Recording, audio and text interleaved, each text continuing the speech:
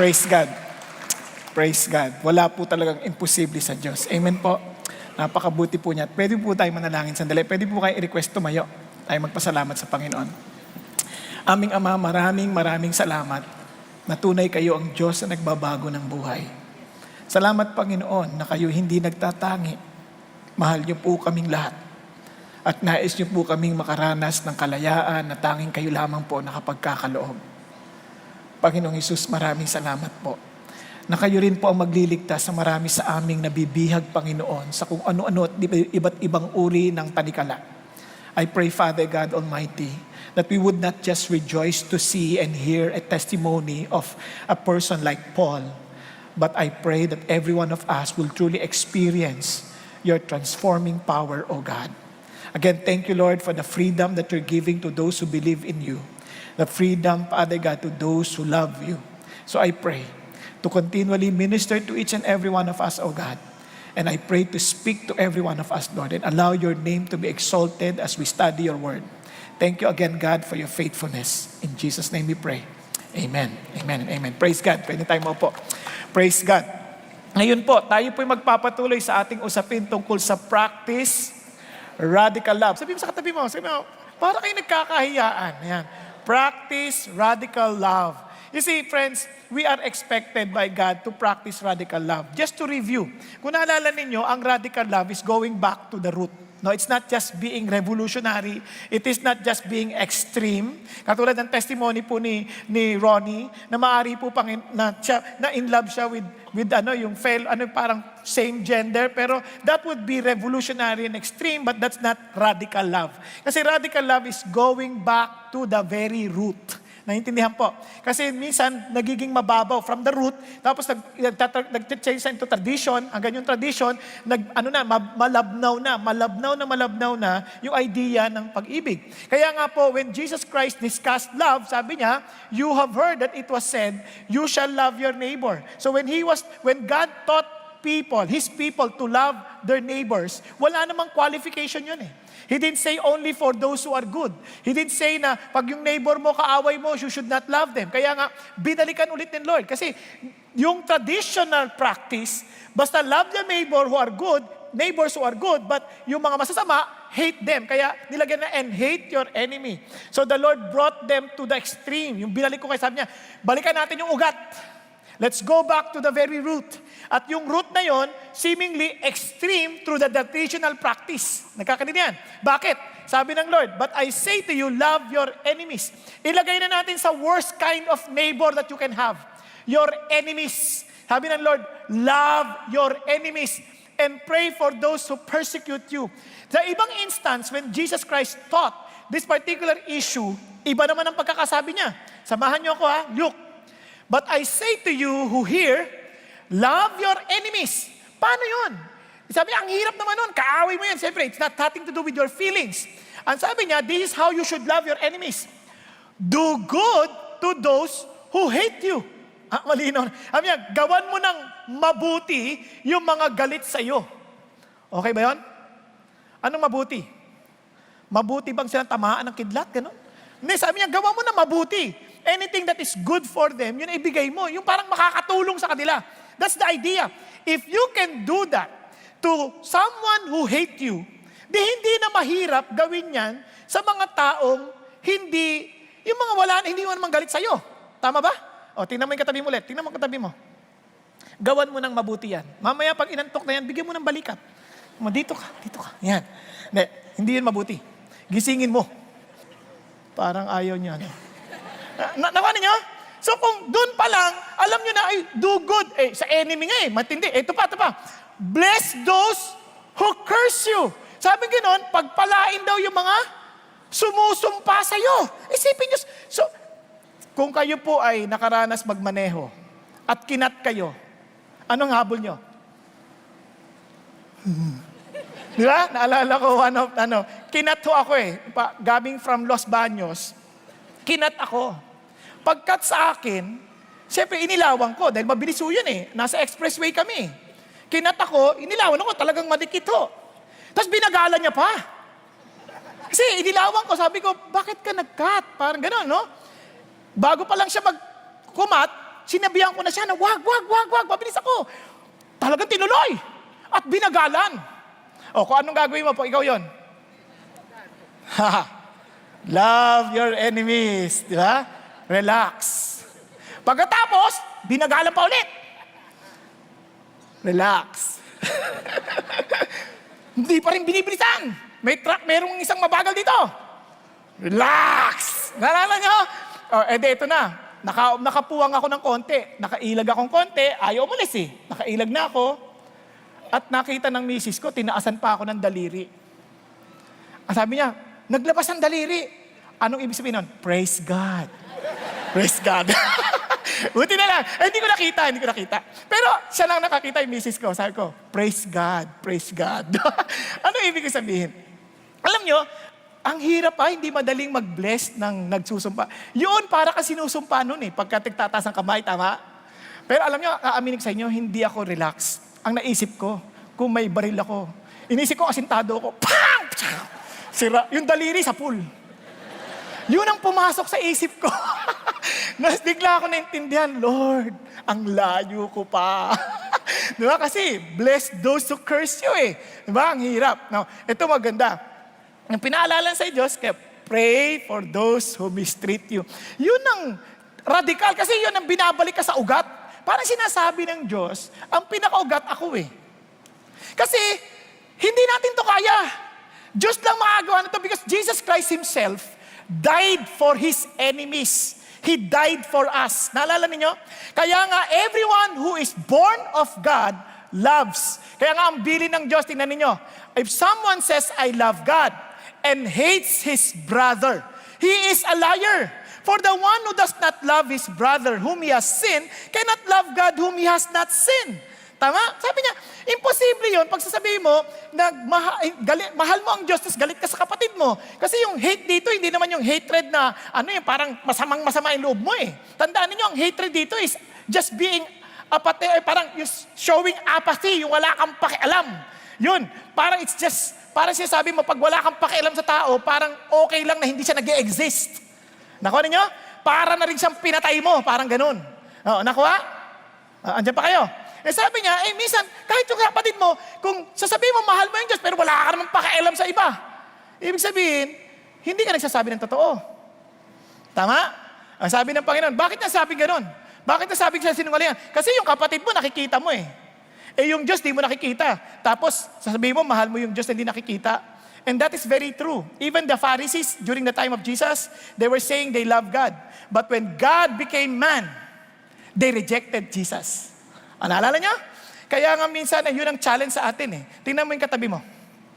Tingnan mo, mahal mo ba yan? Ano sabi ng Lord? Do good to that person. Love that person. Huwag kang walang pakialam. Alam mo, ang mundong ito is a word of apathy. Alam niyo bakit? Mind your own business. But God does not tell us that. Ang sabi ng Bible, tingnan nyo ang turo ng mundo, do not do unto others what you don't want to be done unto you. In other words, mind your own business. Tama? But God is teaching us differently. Do unto others what you want to be done unto you. In other words, you take the initiative to do good to other people. Ikaw ang nagkukusa gumawa ng mabuti. Nagkakaintindihan?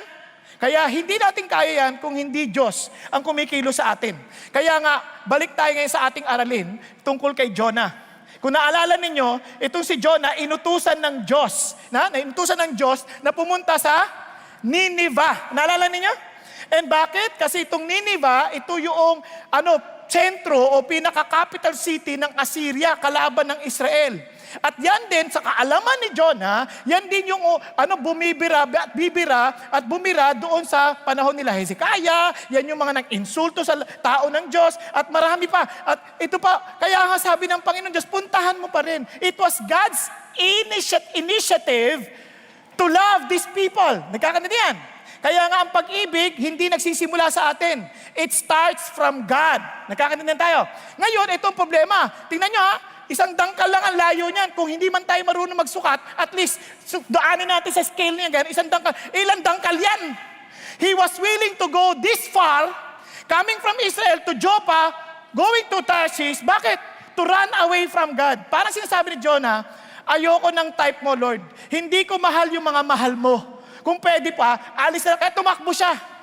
Ayaw niya, ayoko nang inutusan niyo. Tandaan niyo si Jonah, hindi to taong, bago pa lang Christian. Prophet ito.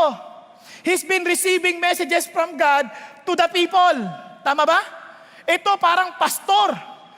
Matured, supposedly, na Christian.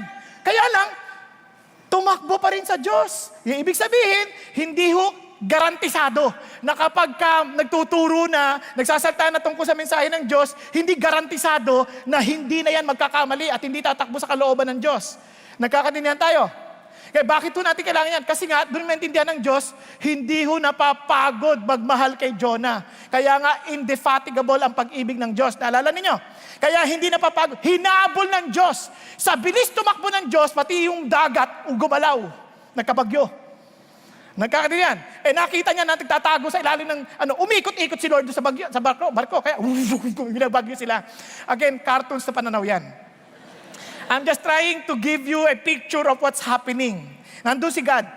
Hinabol niya. And ang malungkot, si Jonah ni-rebuke ng hindi naniniwala sa Diyos na kanyang pinaglilingkuran.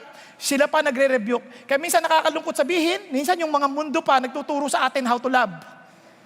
Sabi niya, paano mo nagawa yan? May takot ka sa Diyos, pero tumakbo ka sa Diyos. Paano mo nagawa yan? Nire-rebuke tayo ng mga hindi kilala yung Diyos. Tapos nilaban pa nila para ilagay siya sa tabi. Para iligtas ang kanyang buhay. And it was exactly opposite of Jonah. The Lord was rebuking him. At tinapon na si Jonah. Eventually, tinapon. Biiruin nyo yung hayop, yung isda, sumunod sa Diyos kaysa pa kay Jonah. Granting, no? Ito, assumption lang. Sabihin na natin, whale shark yun, hindi kumakain ng tao. Ano sabi ng Lord? Lunukin mo si Jonah. Pero walang reklamo yung isda. Kinain. At napakamasunurin. Alam niyo bakit? Nung na-enjoy niya na, iluwa mo. Opo, niluwa ulit. Niluwa pa sa tabi ng dagat. Kung malaking isda ito, para iluwa yan sa tuyong tubig, talagang para sa kanya, sacrifice yun. Baka pwede siyang mamatay. Nagkakaintindihan. Kasi mababaw eh. Now, what I'm trying to say is this. Mabuti pa itong isda, marunong sumunod. But this is amazing about God.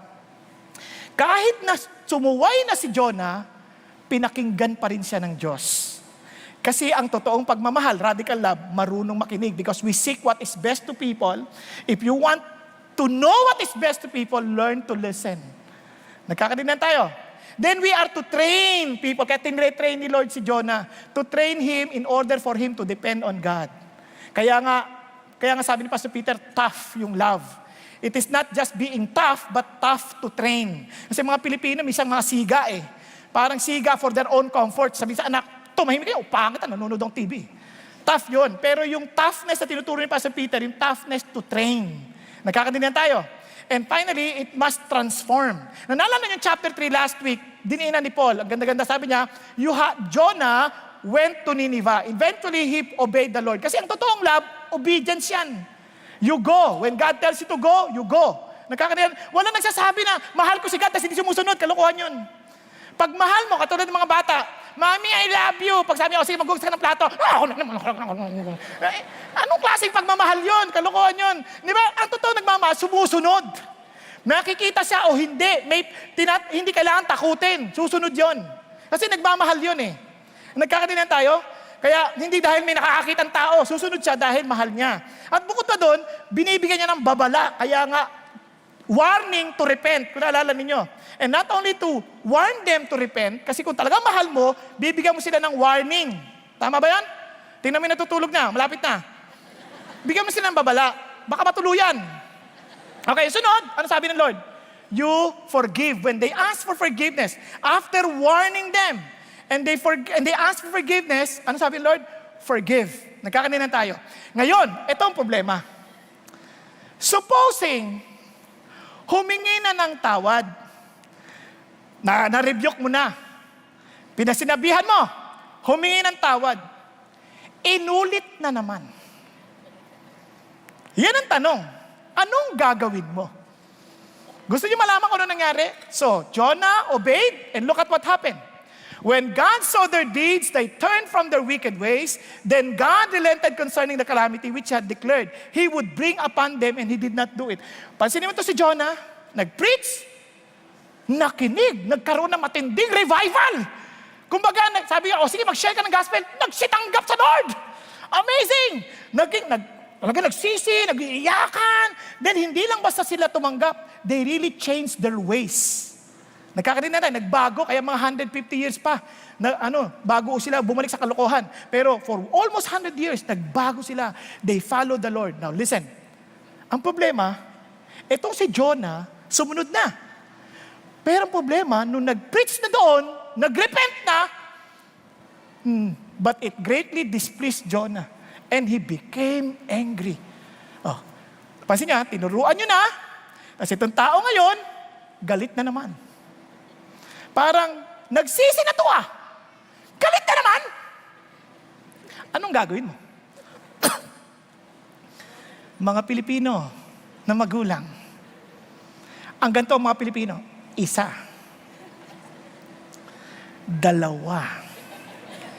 Dalawat kalahati.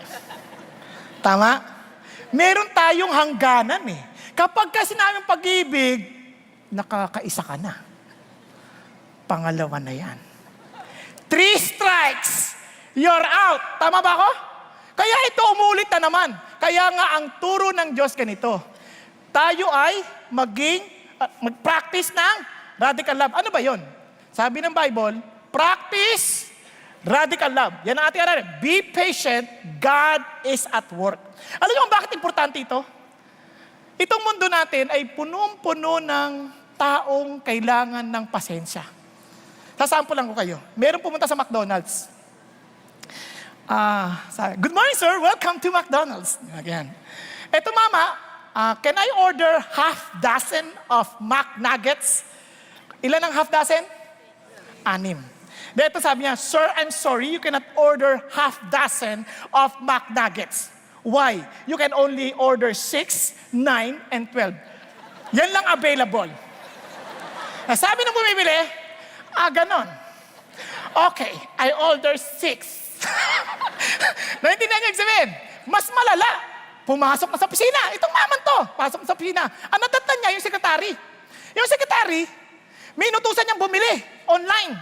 Nakita niya, nung una may floppy disk pa. Alam niyo yung floppy disk?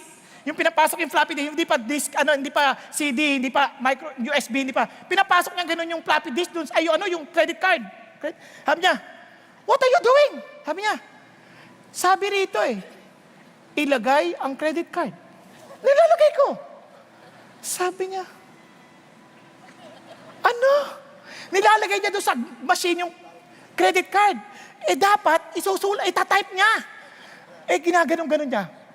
Sabi niya, radical love. Patience. Hindi pa natapos yan. Mamaya, nag-atartrabaho na siya, nagkakapi na. Sisimula na. Sir, wala na ho tayong papel. Ito na lang pong iisa na titira. Kailangan ko na pong tapusin pero wala ng papel. O kumuha ka muna ng papel doon sa photocopier, doon sa Xerox machine. Opo, kinuha yung papel na blanco. Binuksan yung Xerox machine. Nag-copy. Maglabas ng mga papel na puti. Nakita niya nangyari. Ang daming tao na kailangan ng pasensya. Kasasabi ko lang kanina, wag matulog, natulog ka.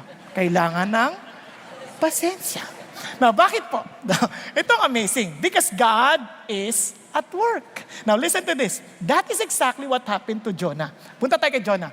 He prayed to the Lord and said, please, Lord, was not this what I said while I was still in my own country? Look at this. Si Jonah pa may ganang magalit. Galit siya. Sabi niya, di ba ito sinabi ko sa inyo? I was still in my own country. Therefore, in order to forestall this, I fled to Tarsus. Lord, naintindihan mo ako. Tumakbo nga ako sa Tarsus. Ito yung problema ko sa inyo. Sabi niya, alam ko naman na you are gracious, you are compassionate, God, you are slow to anger, you are abundant in loving kindness, and one who relents concerning calamity. Matusurprise kayo. Ulit-ulit yung salitang sinasabi. But lahat ng yon, yung slow to anger, compassionate, gracious, loving kindness, lahat yon. Kasi ang ibig sabihin ng loving kindness, kindness, ibig sabihin, you are compassionate, you are gracious, you are slow to anger. In other words, you are patient God. Yan ang sinasabi niya. Ang problema ko, Lord, mapagpasensya ka. Itong mga taon to, labo, Lord. Kaya nga ayaw ko pumunta rito eh. Kasi alam ko, na pag nagsisi itong mga to, patatawarin mo sila. No, hindi natapos doon. Ano sinasabi ng Diyos? You know that I am patient. Ito problema ni Jonah. Alam niya si God is patient. Alam niya that God is compassionate, gracious, slow to anger. Pero hindi niya kuha. Akala niya, yun ay para sa kanya lang. Maraming taong ganyan. Yung parang isip nila, yung kabutihan ng Diyos, pang kanila lang. Hindi para sa lahat. Pero para sa kaaway nila, dapat yung justice ng Diyos. Nagkakadinan tayo. Kaya sabi ng Lord, I want you to learn the same way. To love them radically. Kasi dito ako magmahal. Abundant in loving kindness, abundant in grace, abundant in compassion, abundant in patience. Dahil ito yung gusto ko iabot nyo sa tao. Kaya ano ba yun? Ano ba yung patient na yan? Alam niyo ba sa New Testament, yung din na sinabi, love is patient? Ano ba ibig sabihin yan? Alam niyo po bang hindi lang yan, love is patient, kundi yan po ay something that God expects us when we are filled with the Holy Spirit. Look at this. But the fruit of the Spirit is love, joy, peace, patience. At inutos pa yan sa atin ng Diyos. Ano sabi ng Lord? So as those who have been chosen of God, holy and beloved, if you know that you're chosen by God, you're holy and beloved, sabi ng Lord, utos niya, put on a heart of compassion, kindness, humility, gentleness, and patience. Ano pansin nyo? Ano yung salitang patience na yan? Yan ay galing sa Greek word na makrotimeo. Isang word lang itong patience, pero originally, yung makrotimeo, dalawang salita yan. It's a compound Greek word. Ang ibig sabihin ng macro, long. Kaya nga, sa Old English, long suffering. Kaya sabi ni Pastor Peter, long suffering. Tama? Para maalala nyo, long. Ano ibig sabihin ng long na yan? Yung yung macro, timeo, literally means be long-tempered. As opposed to short-tempered. Pag short-tempered, ano ibig sabihin yan? Ha? Tanong mo yung katabi mo. Pag short-tempered, ano ibig sabihin? May klipise. Ano ibig sabihin ng may klipise? Madaling magalit. Tama? Ang sabi niya, ang pasensyoso, hindi madaling magalit. Long-tempered. Kaya yung timeo is boiling feeling. Matagal bago kumulo. So sa madalit salita, pag sinabi mong patience, there is an inner power of love to bear injuries without losing your spiritual composure. Kaya nga to suffer, na hindi long suffering, passive ka nun. Ibig sabihin, wala kang gagawin, it will just happen to you, you will suffer. But if you are to be patient, if you are to be long suffering, it's a choice. Pinili mo yon. Pinili mo to bear this but without allowing this happening or circumstance or person to steal your joy, to steal your control, to steal your poise. Nagkakaintindihan? Kasi yun ang long suffering. Kaya maraming tao, hindi na sila masaya pag nainis sila. Circumstansya, ano ba naman to? Bakit ganito dito sa church na to? Bakit ganyan? Ayoko na nga. Napansin niyo po? Ayoko na. Wala, hinayaan mo na yung sarili mo noon mag-suffer. Instead of long suffering. To choose, okay, I will bear the injury, pero hindi ako papayag na mawala yung joy ko. Kasi karamihan ng mga tao na wala ng pasensya, they suffer. They suffer. Papakita ko sa inyo kung bakit. Papaliwanag ko sa inyo. Tingnan nyo, sabi ng Bible. By your endurance, you will gain your lives. Alam niyo po bang maraming tao nawawalan ho sila ng buhay because of their lack of patience? Nakita niyo, narinig niyo yung kwento ni Ronnie Paul? Bakit siya nagkaganon? Di ba nagalit siya sa tatay niya? Dahil sa galit siya sa tatay niya, nabihag siya ng yung kanyang galit, naging siya, nag-lane siya doon sa pagiging nanay, yung feminine side. Nakuha ninyo? Kasi ito, baka ma-misunderstand. Alam nyo yung choice ng pagiging gay. Ano yan? O kaya pagiging lesbian. Lahat yan ay struggle sa pagkatao. Kanya-kanya tayong struggle sa buhay eh. May mga lalaki, ang struggle nila, gusto nila maraming asawa. Struggle nila yun eh. pinanganak silang mahilig sa babae. Meron naman sila, yung ibang lalaki, ang struggle nila, mahilig sa lalaki rin. Parehong kasalanan yun. Huwag niyo isipin na mas masama sila kaysa sa society. Hindi. Parehong kasalanan yun. Huwag niyo isipin na, ay ako, ang kasalanan ko, chismosa lang. Pareho lang yun. Pareho lang tayong makasalanan. Kaya ang maglalaya lang sa atin, si Jesus, minsan nga, mas mabuti pa nga sila kasi pag nahayagan yung nakikita pagbabago sa kanila, hayagan eh. Eh yung mga chismosa, hindi nagbabago, hindi hayagan eh. Nagiging Christian din, pagiging chismosa, pag-pray natin. Ganun na yung salita. Napansin niyo ba yun? Dati, uy, alam mo ba, grabe ha? Eto, nung naging Christian na, uy, pag-pray natin si ganito ha, iba siya. Kailangan natin siya pag-pray. Minsan mas nakakatakot yun. Kasi mas mahirap magbago yun, hindi hayagan eh. Naintindihan niyo? Ito yung sinasabi ng Diyos sa atin. Kapag may galit ka, it will destroy your life. Later I will explain. Buti na lang, you see, you can never exercise long suffering if you do not believe that God is at work. Ulitin ko ha. Hanggat hindi ka naniniwala ang Diyos ang kumikilos, hindi ka magpapasensya. Sa asawa mo, sa anak mo, sa mga boss mo, sa mga tao mo, hindi ka magpapasensya kung hindi ka nagtitiwalang may Diyos na may kontrol. Naunawaan po. Kasi kung isip mo, ikaw lahat may kontrol, magagalit ka agad. Pero kung ang Diyos may kontrol, magpapasensya ka. Okay ba yan? Now, tingnan nyo. At ang Diyos talaga ay may kontrol. Kahit sa mga Christians, alam nyo, ulitin ko ha, alam nyo pa ang pinakamahirap na magpasensya? Madali pa, matatanggap pa natin mga non-Christians eh.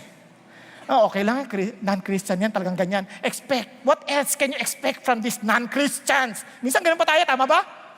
Pero pag Christian, ano ba yan? Christian ba yan? Taga-CCF pa, grabe. Nakasuot pa ng challenge accepted. Di ba? Sorry. Ano ba yan? Bakit kumat yan? Bakit tumisingit sa pila yan? Ano ba yan? Di ba? Minsan pagka-Christian, mas madali yung PC nating maputol. Yung Christian ba yan? Matatutulog sa service yan? Grabe naman. Minsan ganun eh. Naku, nyo? Hello? Pero kung di Christian, okay lang, naintindihan natin yan kasi hindi naman siya Christian eh. Pero pag Christian, nagkakating classes, pag Christian, hindi nagtatrabaho ng maayos, yung PC natin, Christian, tamad. Tama? Pero tandaan nyo to ha, ang Christian, tao rin tulad mo at tulad ko. Lalo na, maiinis kay kaagad pag pastor. At saka D-group leader pa naman. Naintindihan niyo na. Kaya nga inulit ko si Jonah, pastor na yon ha. Tumakbo pa sa Diyos. Nagkakadinihan. Kaya relax lang tayo kasi tandaan lang natin isang bagay. For I am confident of this thing. Very thing. Si Paul, ito yung confidence niya, ito yung tapang niya. He who began a good work in you will perfect it until the day of Christ Jesus. Ibig sabihin ng perfect, He will make you mature. Hindi yung ganap, hindi ka na magkakamali. Hindi, you will make you mature. Sabi niya kasi, until the day of Christ Jesus. Pakisabi sa katabi mo, be patient. God is at work. Okay pa? Ulitin ko ha. Huwag mong sabihin sa kanyang, be patient with me. Ikaw, let me be patient with you. Kasi ang problema natin, we want other people to be patient with us. Hindi naman tayo patient sa ibang tao. Tandaan yung utos ng Diyos, you be patient. Okay po? Hello? Kasi baka mamaya mag-uwi sa bahay. Nainis na naman asawa mo, hoy, magpasensya ka, sabi ng pastor kanina. Wag ganon. Dapat, ikaw ang mag-apply nun. Okay po? Kaya nga nagkakagulo sa bahay kasi gusto natin i-apply na ibang tao. Hindi muna tayo. Tayo mag-apply. Nagkakadinan tayo. So, yun ang utos ng Diyos. Tuloy tayo ngayon. So, tandaan nyo, ang ganda-ganda ng pinakita ni Pastor Peter na equation kanina. Sabi niya gano'n, when you are patient, God is at work. Remember this. Once you become a Christian, you are born in God's family, for sure God will change you little by little. Tama? And He will use His Word as we learn, as we hear, as we read, as we study. Then, yung Holy Spirit ngayon, as you allow yourself to be Spirit-filled, babaguhin ka ng Diyos. Tama? Tapos, gagamitin niya mga tao. Mga tao gagamitin niya. Dadalang ka ng mga tao na matitigas ang ulo, mga taong ang hirap kausap, para matuto ka maging pasensyoso. Tama? Kasi may mga ganun tao eh, Lord, gusto ko ng pasensya. Ngayon na. hindi ba ito mangyayari yun? Kailangan, teka, at minsan dalagay ka sa mga sirkumstansya, na minsan isip mo, Lord, ba't ganito? Christian naman kami, bakit ito? Inalaw ng Diyos yan, sovereign siya eh. Para ano? I-train tayo. Tama ba? Sabi mo, Lord, ba't ito na pangasawa ko? Ang labo naman, Lord eh. Bakit siya pa binigay mo sa akin? Pinili mo yan. Pero, inalaw ko na rin para lumago ka, umayos ka lalo. Lalo ka magpagmahal. Tama po? Mga anak, naranasan niyo ba sabihin, ba't ganito tatay ko? Sana iba na lang. Hindi, binigay ng Lord yung tatay mo. Para lumago ka lalo. Para lalo kang maging ganap. Nagkakadinihan? And ito, tinan nyo, pati circumstansya. At praise God, time. Gaano katagal? Matagal! Sobrang tagal! Nagkano nyo? Hindi yan madalian. Ang tagal! Kung gusto mo na mabilisan, ipe-pressurize ka. Hindi nakakatuwang karanasan. Parang yan ng dentista, sabi niya. Sabi nung mama, magkano po ba ang pabunot? Mga 8,000? 8,000 pesos? Ang mahal naman! Gano'n ba katagal gagawin? Mga 10 minutes lang. 10 minutes, 8,000. Racket yan, grabe ka. Pwede naman natin tagalan, gusto mo? Gusto mo bang bunutan ng dahan-dahan? 2 oras kami bunutan na ganyan. Kasi reklamo ka na reklamo eh. Minsan, kung ano gusto mo na mabilis, masakit talaga. Nakuha ninyo? Kaya ito isang bagay, tatandaan ninyo. Basta tiyak tayo, if we cooperate, God will transform us into Christ-likeness. Amen? Amen po? Nakaranas na kayo manood ng sine nakalagay PG-13? Imagine niyo, magagawa ba ng magulang yon habang nanonood kayo? Yung anak, ano ibig sabihin niya? Mamaya na, tumahimik ka dyan. Kaya, to parentally guide, it takes patience. Tama? Kaya, remember this word. Remember these 2 letters. PG. Tama, PG. PG. Radical love, to be patient. Tanda mo, first, patient to preach. And second, patient to extend grace. Preach, grace. Sabi mo sa katabi mo. Sabi mo. Magpasensya ka ngayon. Balik-balikan kita. Preach, grace. Now, why? Tingnan nyo ha. Radical love is like parenting. Remember the word, parenting. Nakita ko talaga yung pasensya sa magulang. May siyempre yung mga magulang natin, minsan mahina na yung PC. Pero mostly, mga magulang ang nagpakita ng pasensya. Kaya remember the word, naalala niyo parental guidance, PG. Para mabilis siya maintindihan, as Christians, we are teachers. We are preachers of righteousness. Kaya sabi ng Bible, go and make disciples. Disciples mean learners. And as learners, you are also to teach. Talala nyo, teach them to observe everything I've commanded you. Hindi ka natututo just for yourself. And teaching is not just preaching katulad ng nagawa ng pastor. Hindi naman eh. Teaching is in so many ways. And as parents, kahit na hindi man ikaw gifted to teach, you are still responsible to teach. And as Christians, we are responsible to teach because we are the light of the world. Nagkakanda natin? And our good works is a teaching tool for people to be attracted to God. Nagkakaintindihan tayo. Kaya whether we like it or not, lahat ng gagawin natin is a teaching opportunity. Kaya remember the word.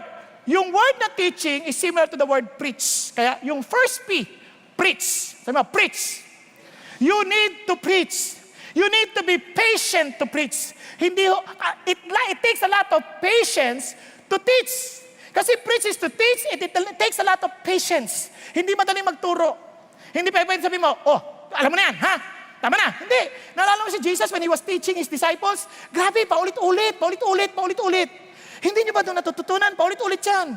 Kaya mapapansin nyo, when you begin to attend small groups, minsan nadidisappoint ka, bakit ba ito? Paulit-ulit ito tinuturo sa akin. Bakit nalaglang na ito? Dinidiscuss sa amin. Pag tinanong ka naman, alam mo na ba kung ganito? Hindi mo rin alam. You have to repeat it again. Minsan magugulat kayo. Tinuro nyo na, iba na naman ang ginagawa natin. Kaya sabi ng Lord, never to get tired of teaching people. And as Christians, they will know us by our love for one another.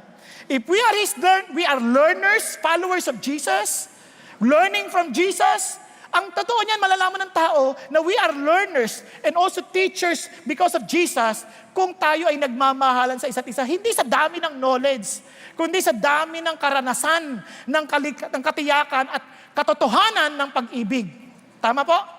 Sabi niyo, By this all men will know that you are my disciples. Bano? If you have love for one another. Nagkakaintindihan tayo. And let's go back to Jonah. Jonah was so angry. He was so angry. At ang sabi ng Lord, teka muna, hindi ko pwedeng payagan to na galit ka lang. I need to teach you. Tingnan kung galit siya kagalit. Sabi ng Lord, do you have good reason to be angry? Here is God wanting to teach Jonah. He wants to teach him how to handle or process his anger. Kasi yung anger, hindi mabuting bagay yan. Marami sasabi, di ba hindi naman kasalanan magalit? Hindi masamang magalit kung galit ka sa kasamaan. Ulitin ko, pakikalabit mo yung katabi mo. Gisingin mo, may pasensya ako magturo. Gusto nyo hanggang mamaya, alas 6, okay lang. Ulitin ko, sabihin ko sa inyo hindi masamang magalit kung galit ka sa kasalanan. It is not bad or it's the sin to get angry as long as you're angry with sin. Magkakaliwanagan tayo. But anger is not good. Sa atin, kapag dala-dala natin yan, tinasabi ng Bible. Sa Hebrews, take care lest any harbor a root of bitterness which spring up defiles many. Yung galit sa puso, nakakasira yan sa maraming tao. Kaya pansinin nyo ang ibang tao, nagiging workaholic, dahil sa galit nila. Dahil sa gusto nilang patunayan. Kasi they always hear, you are good for nothing. Tataba, to prove to them that I am good for something. Kaya maraming tao, hindi nila napapansin, sinisira nila yung sarili nila, hindi sila nagpapahinga. Yung iba naman, nang bababae. Kasi isip nila, yung tatay nila ng mababae, nagalit sila sa tatay nila, gagantihan nila. O kaya yung galit sila sa asawa nila, kaya nang bababae na sila. Mayroon silang inherent na galit sa puso. Hindi ako nirespeto asawa ko, buti pa to, nirespeto ako. Kaya yung iba naman, nagpapakalasing. Ano napansin ninyo? Most of their actions are because of their anger inside. Hindi payag si Lord dahil mahal niya si Jonah, He had to deal the anger in Jonah. Kaya may iba, nakapaka-insecure, yung iba naman, hindi nakakatulog. Ngayon, pag may galit ka, minsan nakakainis, hindi ka makatulog, isip na isip, yung kaaway mo, tulog na tulog. Tingnan mo, pag galit ka sa asawa mo, hindi ka makatulog. Gusto mo saksakin yung asawa mo. Hirap. Kawawa. Ikaw ang insomniatic. Naintindihan niyo yung sabihin? Tapos sa eskwelahan, galit ka sa tao, bilang nagtatawanan ka, so galit ka, siya tawa ng tawa, ikaw tapos siya tawa ng tawa. Sabi ng Lord, it defiles many, kaya don't get angry. Ano sabi ng Lord? How did the Lord teach Jonah? Ito amazing sa Diyos. He teach Jonah with patience. How? First, by saying no to his request. Kasi anong request ni Jonah? Therefore, O Lord, please take my life from me, for death is better than life. Lord, ayoko na mabuhay. It's an expression of resignation. Alam niyo, maraming ganyan tayo, no? Parang, resign na ako, ayoko na. Miski sa trabaho, nakakainis to, ayoko na. Kala ko yung boss ko, Christian, labo-labo, ayoko na. I resign. Ganyan. Minsan, hindi sasagutin ng Diyos eh. Ngayon, iba sa atin, Lord, galit ako sa magulang ko, gusto kong mag-asawa, bigyan mo ng asawa. Tapos walang dumarating, walang nanliligaw. Bakit? Bakit hindi siya sagot ng Diyos? Kasi by saying no, by not answering our prayers, look at Jesus. Sabi niya, the Lord said, do you have good reason to be angry? Instead of telling, sige, patay na kita. Ano nga rito? Hindi. May dahilan ka ba magalit? Hindi niya sinagot ng oo. Ang sagot niya, sabi niya, kasi alam niyo bakit? You ask, sabi niya ng Lord, you ask and do not receive because you ask with wrong motives, so that you may spend it on your pleasure. Kasi ang pleasure ni Jonah to see the Ninevites suffer. Kaya parang sinasabi niya, Lord, it's us, it's me or them. Parang sinasabi niya mamili kay God. Sila o ako? Patayin niyo na ako. Parang sabi ni Lord, ayaw kitang patayin dahil lingkod kita. Sige, papatayin ko sila. Parang ganun Parang nagkikMU sa style. Nagre-rebelde. Parang, ayoko na. Kung ayaw, hindi. Sabi ni Lord, mali ka. I will not answer any prayer that's not pleasing to me, any prayer that is evil motive. I will not answer that. Kaya pansin niya sabi ng Lord, for everyone who asks receives, and he who seeks finds, and to him who knocks it will be open. Tama ba? Now suppose one of your fathers asks by his son for a fish. He will not give him a snake instead of a fish, will he? Kaya pag nanghingi ka ng isda, bibigyan ka ba ng ahas? Hindi naman Tama ba? Ngayon, ang sabi ng Diyos, ito malaking problema. Sabi ng Lord, tingnan niyo Sa Matthew 7, kami ni Pastor Peter, 7:11, if you then being evil know how to give good gifts to your children, how much more will your heavenly Father in heaven give what is good to those who ask Him? Alam niyo, minsan, sabi nga, hindi ko gusto ko maalala yung illustrate ni Pastor Peter kanina umaga eh. Sabi niya, sa nga singles, nagpe-pray ka ba ng asawa? Yung iba na, gusto ko mag-asawa, galit ako sa magulang ko, gusto ko mag-asawa. Eh sabi ng Lord, hindi. Kasabi ng Lord, pag sakaling hindi ka pa rin sinasagot ng Lord, baka naman snake yung pinagpe-pray mo. So wag ka na magalit. Pero totoo lang, minsan ang dahilan, ikaw yung snake. Alam mo ba, ibigay ka ng Diyos doon sa tao, sisirain yung buhay ng ibang tao. Minsan napaka-conceited natin, parang akala natin tayo lagi yung deserving ng bread. Minsan tayo yung bato eh, na ipupukpuk sa ulo. Paano ko nalaman? Tingnan niyo kung paano sumagot ang Diyos. For if ask for an egg, He will not give him a scorpion, will He? Look at the words. If you then, being evil, know how to give good gifts to your children, how much more will your heavenly Father give the Holy Spirit to those who ask Him? Minsan sabi ng Lord, ang kailangan niyo yung Holy Spirit eh. Para ikaw muna magbago from the inside out. So that everything that comes your way would become a blessing. Tama? Kasi kahit bigyan kita ng tinapay ngayon, magiging bato yan kung ang puso mo mali. Kahit bigyan kita ng trabaho, kung hindi ka full of gratitude, ang dating dyan, yung trabaho, sumpa sa'yo. Nagkakatinnan tayo. Bigyan kita ng pamilya ngayon, kapag ang puso mo hindi to serve, to love, as God loves us, for sure, your family will be like a curse to you. Even if I give you all the blessings of this world, money from left and right to right, punong-puno ka ng pera, it will not help you at all. You need the Holy Spirit, the transformation of the heart. Yun ang sinasabi ng Lord kay Jonah. May dahilan ka bang magalit? Na hindi natapos si God doon. Tingnan niyo, magturo si God. He was willing to walk and discuss with Jonah.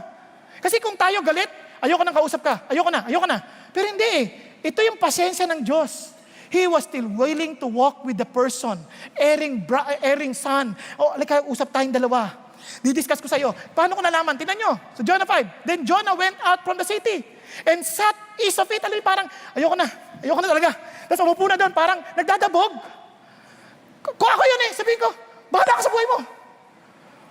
Kala dito siya, lumayo ka nga sa akin. Hindi, si God, sinamahan pa rin siya. Paano ko nalaman na sinamahan siya? There he made a shelter for himself and sat under in the shade until that he could see what would happen in the city. Upo siya doon. Papanaw ng city, Lord, kailangan sirain mo to Kung hindi, ano sabi ng Lord? Sabi ng Lord, ito yung willingness mo to love, tandaan nyo. Ito yung turo rin ng Lord sa mga magulang. You shall love the Lord your God with all of your heart, tama? With all your soul, with all your might. Those words which I'm commanding you today shall be on your heart. Tingnan niya, sabi ng Lord, you shall teach them diligently to your sons. Shall talk of them when you sit in your house, when you walk by the way, when you lie down, when you rise up. Ano sasabi ng Lord? Lakaran mo. Samahan mo pa rin. Turuan mo. Huwag kang lumayo. People who are angry inside, they will try to avoid. If you are not willing to suffer long, iiwas ka, tatakbo ka. You will avoid these people because you don't want to bear the injury and still keep your spiritual composure. Okay, if you want to be patient because you know that God is at work, sasamahan ko pa rin to. I will diligently teach the person I love. Nagkakaintindihan? Kaya sa pag-upo, kahit sa anak, huwag mo sagsasawa, ayoko na, suko na sa anak ko, ayoko na. Hindi. Tingnan niyo si God. Hindi siya natapos dyan. He was very creative in teaching. Sabi niya, so the Lord God appointed a plant. He grew up over Jonah. Gumamit siya ng halaman. And sabi niya, and her to deliver him from this discomfort. And Jonah was extremely happy about the plant. So, I will teach you. Sabi niya, gusto kita, papasahin muna kita? Okay, I will give you a plant. Ginagamit niya lahat ng mga props. Sabi niya, so but God appointed a worm. Worm naman ngayon. When dawn came the next day and it attacked the plant and it withered. Di natuyo. Nako, then, when the sun came up, God appointed a scorching east wind. Hindi nagsasawa si God. He is at work just to make sure that He can convey a message clearly to Jonah. Alam nyo, pag mahal mo isang tao, pag mahal mo yung tao, you will find so many ways. You will be creative to bring them the message. Hindi mo pa yung sabihin, chineran ko na yan ginamit ko na yung God's way to heaven, ayoko na. Ayaw makinig. Anong tuturo mo ngayon? God's way to hell. Hindi. You can be creative. You will pray and you will be creative. Si God ganun din, He was so creative and He was willing to teach Jonah. Alam nyo, sa buhay ka mga Christians, huwag kayong magsasawa, huwag sabihin, ayoko na, pagod na ako. Walang ganun. Walang napapagod. You never give up on anyone you love. Nagkakaintindihan tayo? Now, let's continue. And then God said to Jonah, do you have good reason to be angry about the plant? And he said, tinanong si Jonah, sobrang galit, I have all good reason to be angry even to death. You know what he was saying? Lord, galit ako sa iyo. Hindi ko kaya yung style mo ng pamamahala sa mundo. You are so good. Gusto ko, patayin mo sila. Lord, ayoko na. Suko na ako. Alam niyo ba nangyayari sa marami sa atin? I'm telling you this. Yung iba sa inyo kaya nagsasuffer? Lord, ayoko na. Resign na ako. Then you resign. Wala kang ngayon trabaho. Nakuha niyo yung sabihin? Relax ka lang. Huwag kang Alam niyo, iba gusto na mamatay. He was not contemplating to kill himself. He was just asking God to kill him. Alam niyo, maraming taong ganyan. He was giving up on himself. He was trying to say, Lord, suko na rin ako sa sarili ko. Ito tulad niyo, nagpaparusahan na ako, nainitan na ako. Lord, ayoko na, suko na ako. Hindi na ako magbabago. Talagang galit ako sa kanila. I want to die. Friends, I'm telling you this, don't even give up on yourself. Hindi nag-give up ang Diyos sa inyo. Minsan natatanong yung sarili niyo, Christian ba talaga ako? Christian ba talaga ako? Ano sasabihin ng Lord? Anak, kinausap ka pa rin, anak, nang isilang ka sa mundong ito, laking tuwa ko. Pero ito ka, takbo ka ng takbo palayo, habol ako ng habol sa'yo. Dahil mahal na mahal kita. Nagkakadinihan? Ibig bang sabihin, ito-tolerate na lang ng Diyos yung kasalanan niya? Ibig mo sabihin, okay na, sige, tuloy mo na yung gusto mo. Hindi. Kasi, hindi natapos doon. Tingnan niyo ha, He rebuked Jonah. Ito kasi totoong pagmamahal. Hindi mo naman tinotolerate eh. I-rebuke mo pa din. Tinasabi niya kay Jonah. Then the Lord said, you had compassion in the plant, for which you did not work, and which you did not cause to grow, which came up overnight and perished overnight. Galit na galit ka, naawa ka doon sa halaman. Pero sabi niya, tinan mo naman to, Jonah. And that should I not have compassion on Nineveh, the great city in which there are more than 120,000 persons who do not know the difference between their right and their left hand, as well as many animals? Jonah, intindihan mo ba nangyayari dito? I need to tell you this, Jonah. Kung yan nga, hindi mo nilikha eh. Hindi ikaw ang nag-create niyan sa plant na yan. Awang-awa ka. Palagay mo, gusto ko makitang mag-suffer itong mga tao na to, na ako ang gumawa. Na hindi man lang nila alam yung kanan sa kaliwa, o kaliwa sa kanan, o ano man. Na hindi nila alam, di ka ba naaawa? Minsan ganun nangyayari sa atin, galit na galit tayo sa ibang tao, dahil parang feeling natin, hindi sila marunong, they're so evil, we are complaining against their evil. Sabi ng Lord, bakit ka nagagalit sa kanilang evil? They don't even know their left and their right. You need to teach them and rebuke them with gentleness in your heart. Kaya sabi ng Lord, tingnan nyo ha, sabi sa Proverbs, better is open rebuke than love that is concealed. Minsan, sa takot natin, para wala nang gulo, ayoko na, hindi ko na sasabihin, bahala siya. Hindi. Huwag sabihin mo kung ano yung mali. Kung mahal mo, sasabihin mo yung mali. Hindi para awayin. Kaya sabi ng Bible, tingnan nyo ha, love does not rejoice in unrighteousness, but rejoices with the truth. Yun ang totoong pagmamahal. Sasabihin mo yung mali. Nagkakaintindihan po? But obviously, with gentleness. Brethren, if anyone is caught in any trespass, you are spiritual. Look at the words. Restore such a one in spirit of gentleness. So when you rebuke, hindi para sirain, but to be gentle, to restore. Nagkakanumaan tayo? Hello, andyan ba kayo? Kaya hindi niya pansin ang Diyos, binigyan tayo ng salita niya, yung Word of God. Ang sabi niya, all Scripture is inspired by God, profitable for teaching, for reproof, for correction, for training in righteousness. Para saan? So that you, man of God, may be adequate, equipped of every good works. Kaya, pati tayo, God told us, so preach the word, be ready in season or out of season. Sabi, reprove, rebuke, exhort with great patience and instruction. Tsaga tayo. Mga magulang, don't give up, don't give in to your children's request na mali. Kung kinakailangan silang turuan, rebuke them. Sabihan ninyo. Hindi yung, ano ka ba? Mali. Hindi. Sabihan nyo with gentleness. Alam mo anak, mali yan. Gusto mo bang makita yung ulo mong gumugulong sa sahig? Hindi ka na ha?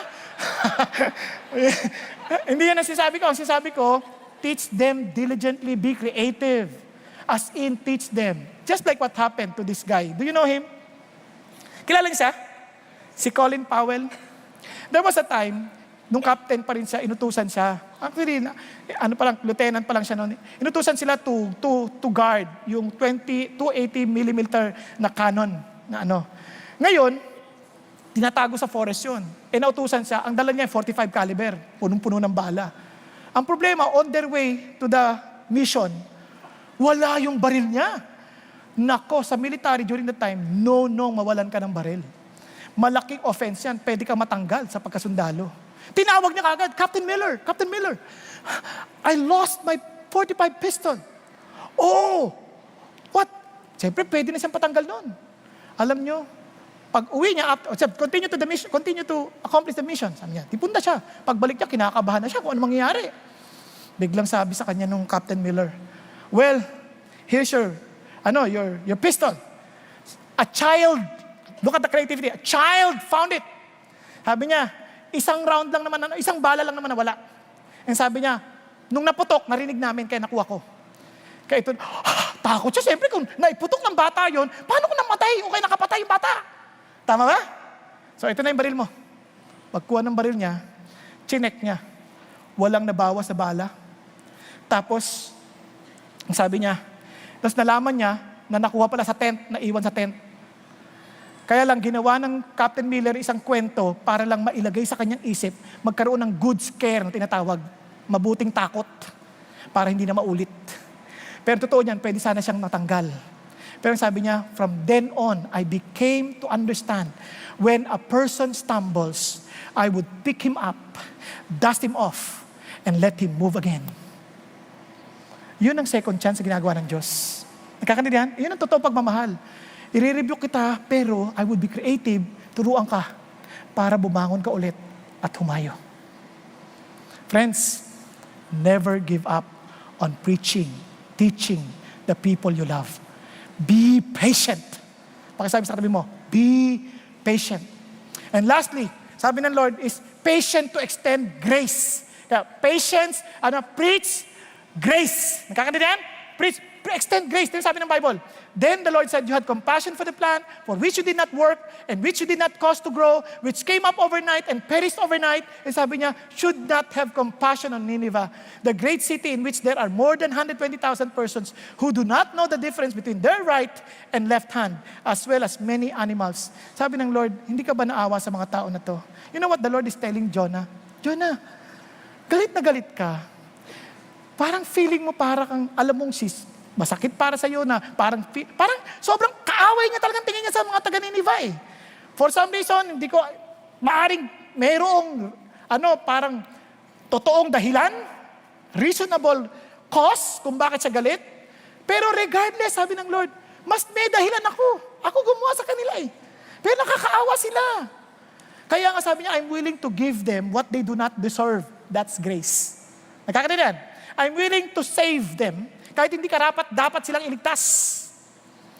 Yun yung patience na pinapakita ni God. Willing ako i-extend yan. Kasi tatandaan ninyo, akala ng tao kasi ganito, ang Diyos parang gusto natin, ang Diyos nagpaparusa sa masama. Lord, ang sama nito, dinaya niya ako, inutangan niya ako, di ako binabayaran, tamaan siya ng kidlat. Ganun minsan ng ganun, di ba? Lord, ininsulto niya ako, sabi niya, kalbo raw ako. Kalboy mo siya, Lord. Kasi nabasa niyo si Elisha, sabi, kalbo, pinatay kagad sila ng oso eh. Naku, niyo? Ay sabi ng Lord, minsan ganun ang gusto natin mangyari. Pero surprisingly, sabi ng Lord, hindi niyo naintindihan eh. Do I have any pleasure in the death of the wicked? Declares the Lord God. Rather than that, he should turn from his ways and live. Wala, hindi ko gusto. At sa totoo lang, kaya hindi niyo ma-extend yung grace. Alam niyo bakit? Kasi nagkikreate tayo ng caricature ng ating mga kaaway. Alam niyo ba yung caricature? Nakita na kay caricature? Ang caricature, ine-emphasize natin yung kapangitan ng tao. Kunyari, pag malaki yung labi ng tao, idodrawag natin malaking labi. Tapos, sakayin maliit ang mukha. Tama? Yun ang sinasabi ng Diyos. Sinasabi ng Lord, sinasabi ko sa inyo, I'm not happy for that. The truth is this, the Lord is not low about His promise as some count slowness, but is patient toward you. Not wishing for any to perish, but for all to come to repentance. Yun ang gusto ng Diyos. Now listen to this. Sabi ng Lord, hindi mo bang nagpapasensya rin ako sa'yo? Gusto kitang magsisi. Minsan akala natin kaya tayo walang pasensya, masamang tao sila eh. Hindi. Nagpapasensya ako. Kasi mahal kita. And do the same. Kaya nga po tayo, meron tayong tatawag na CCF, Beyond. Hindi lang tayo para sa ating sarili. God wants us to keep on spreading that love to everyone. Nagkakaintindihan po? Kasi priceless ang souls ng tao. Nagkakaintindihan tayo? Kaya ano sabi ng Lord? How do you show that love? Pag-isipan niyo, paano? Minsan we keep on complaining about the evil of this world. Ano sabi ng Lord? Don't complain about the evil of this world. Help them know how to be saved. Paano, Lord? Go, make disciples. Yan sabi ng Lord eh. Go and make disciples. I have all this authority in heaven and on earth. Sabi niya, go therefore make disciples. Make them followers of me. Baptize them in the name of the Father, the Son, and the Holy Spirit. So that they would have the image of God. Then teaching them to observe all that I commanded you. And lo, I am with you always to the very end of the age. Friends, you will never enjoy telling people to follow Jesus if you yourselves are not enjoying following Jesus. Bago ko tawagin po si Pastor Jim, may kikwento lang po, isa na lang. Lumapit po yung farmer at yung banker. Kasi may utang siya sa bangko eh. Sabi ng farmer, I have a good news and a bad news. Well, where do you want me to start? Kindly start with the bad news. Sabi nung banker. Sige, ito yung bad news. Naalala niyo, umutang ako sa inyo para sa itatanim ko. Ang lakas ho ng kalamidad na dumating. Bad news is, hindi ko kayo mababayaran. Naalala niyo rin na umutang ako sa para sa fertilizer. Dahil nga nasira yung pananim, wala na akong ani, hindi ko rin kayo mababayaran. Samang bad news yan. Sabi niya, meron pa po. Naalala niyo, pati makinarya ko, inutang ko rin sa inyo. Tinamaan din ho ng bagyo, nasira na. Hindi ko na rin kayo mababayaran. So ano yung good news? Ano yung good news? At least, mangungutang ako ulit sa inyo. Alam yung sinasabi ng Diyos? Ito yung bad news, Lord, palpak-palpak na ako. Palpak-palpak na ako. Wala na akong pag-asa. Ano sabi ng Lord? Ito yung good news. Gagamitin pa rin kita. Baka tatanungin nyo, teka, hindi pa tapos. Ano nangyari kay Jonah? Di ba natapos na dito? Ginamit pa rin ng Lord. Sinulat ni Jonah ang kwento niya for you and me to know the radical love of God. That He is patient with all of us. Pastor Jim.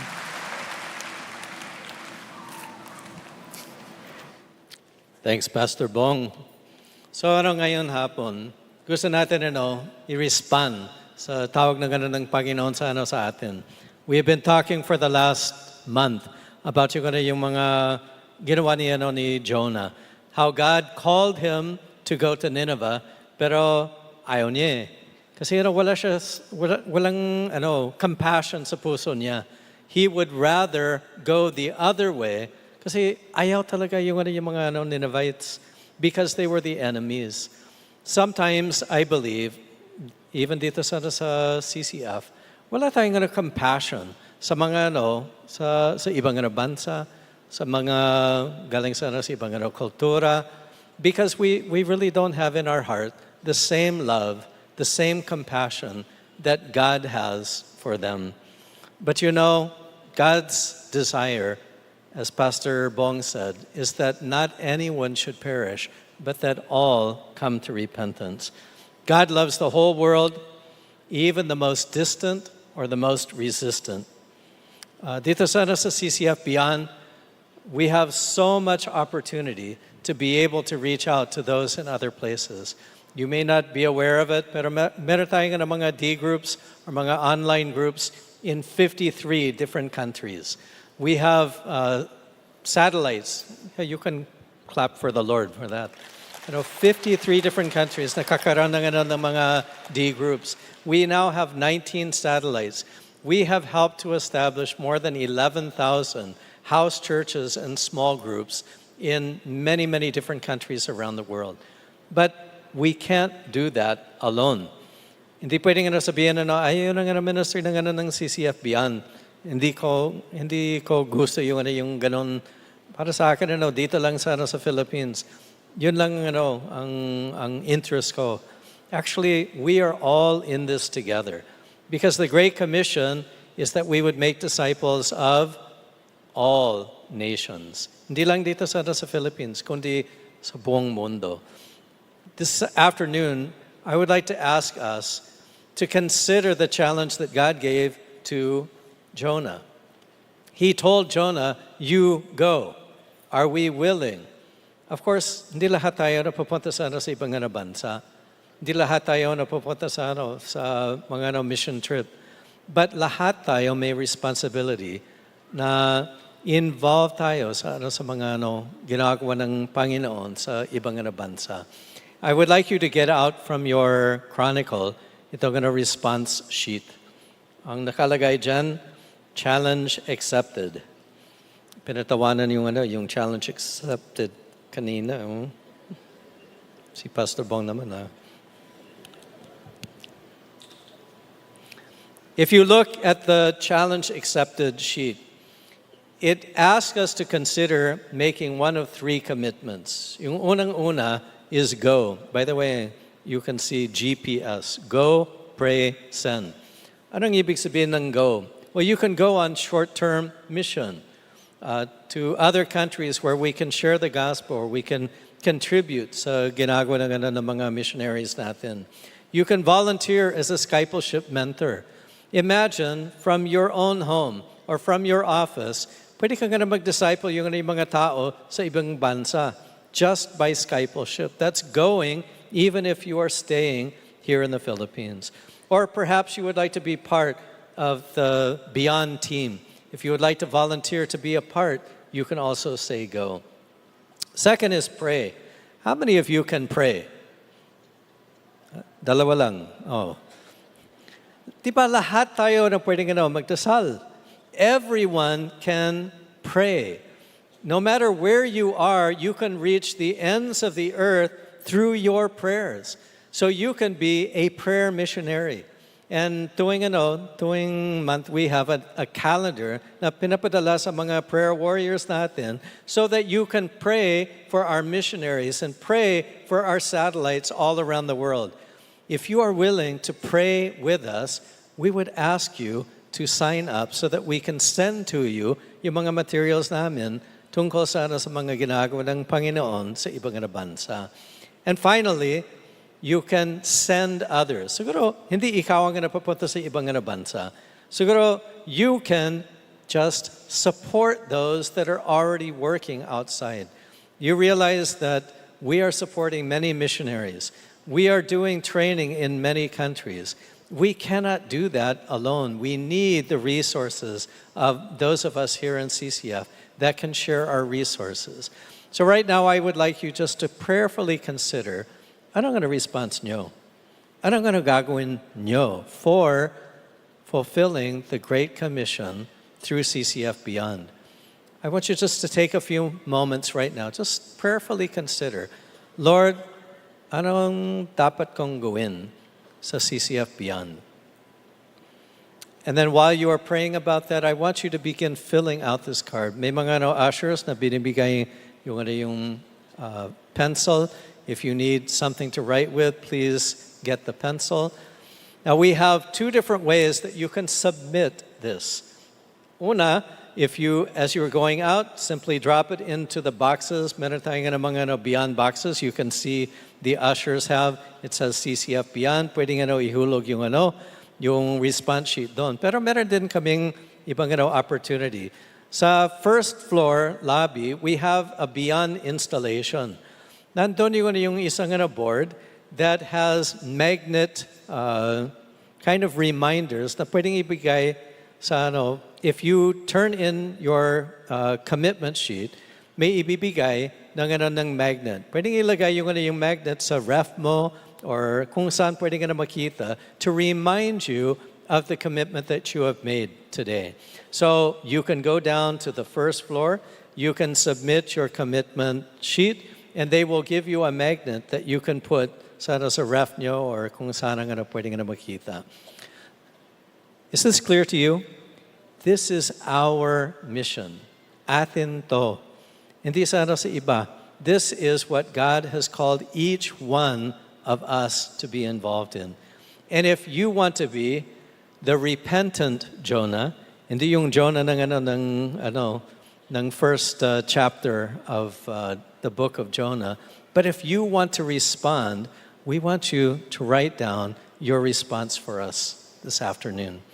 So I'll give you just a few more moments to write down your response, and then I want to pray for us all.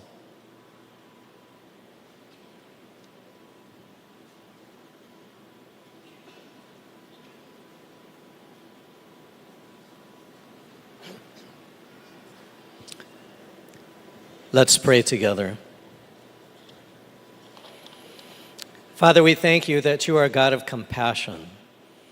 Father, that you love the world, that there is no one that is beyond your reach.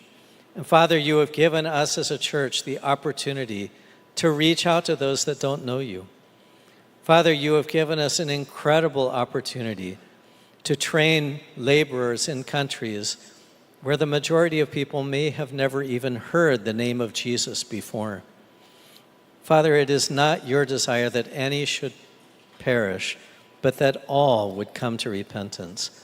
So, Father, this afternoon, I pray that you would speak to our hearts about how we should be involved.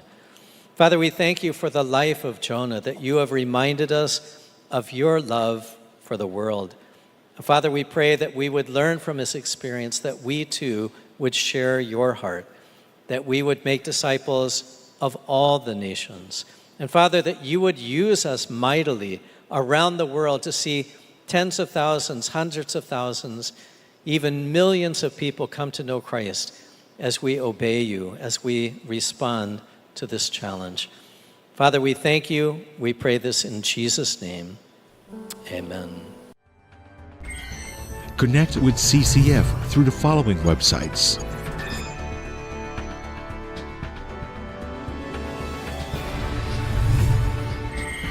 Jumpstart your spiritual journey by joining a small group.